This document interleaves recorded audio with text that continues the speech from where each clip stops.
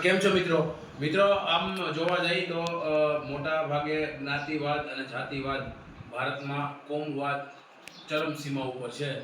એટલે જે હું વાત કરી રહ્યો છું એ વાત છે મધ્યપ્રદેશના ગ્વાલિયર એટલે કે આમ જોવા જઈએ તો મધ્યપ્રદેશની રાજધાની છે ભોપાલ છે, પણ ગ્વાલિયર એટલે કે જે હાઈકોર્ટ છે એ ગ્વાલિયરમાં છે. જેમ કે આપણે ગુજરાતમાં ગાંધીનગર, ભારતનું પાટનગર, ગુજરાતનું પાટનગર છે, પણ એની હાઈકોર્ટ છે અમદાવાદમાં છે. એ રીતે મધ્યપ્રદેશમાં પણ એમ છે કે મધ્યપ્રદેશ જેનું શું કહેવાય રાજધાની છે એ ભોપાલ, પણ ત્યાં નથી, એ ગ્વાલિયરમાં છે. અને ગ્વાલિયરમાં ડૉક્ટર બાબા સાહેબ બંધારણના ઘડવૈયા અને શોષિત પીડિત વંચિતોના અને ખાસ કરીને મહિલાઓના ઉદ્ધારક, બધી મહિલાઓને સમાન, પછી એસસી હોય, એસટી હોય, ઓબીસી હોય કે જનરલની મહિલા હોય કે મુસ્લિમ મહિલા હોય કે કોઈ પણ ધર્મમાંથી બિલોંગ કરતી હોય, આ મહિલાને સમાન અને હક અને અધિકાર આપ્યા. પણ ત્યાંના જે વકીલોનું જે એસોસિએશન છે એ એવું કહેવામાં આવે છે મીડિયાના માધ્યમથી, તો ખોટું બોલતા પણ સોશિયલ મીડિયાના માધ્યમથી,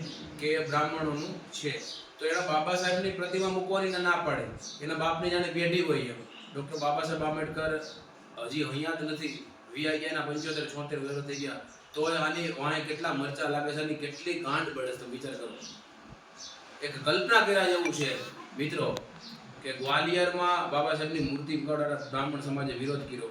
હું અમરેલીની વાત કરું કે પરશુરામ એના મંદિર બનાવ્યું, તો એ મંદિરનું બાંધકામથી માંડીને જમીન, જે તે વખત આ દલિત અમરેલી નગરપાલિકાના પ્રમુખ હતા જયંતિભાઈ રાણવા, ત્યારે એણે જમીન આપી.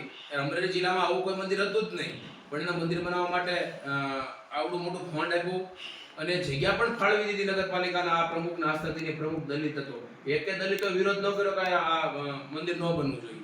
કેમ કે વિરોધ કરવો કોઈ મહાપુરુષોના ભગવાનો એ અમારા બ્લડમાં નથી.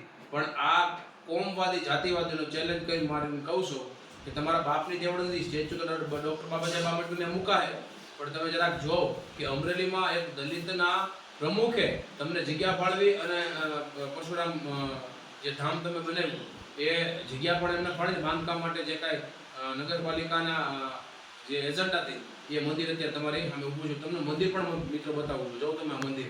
એટલે આવા જાતિવાદી કીડાઓ સમજી જાઓ, બાબા સાહેબ એકના નથી, ભારતના ઘડવાયા છે.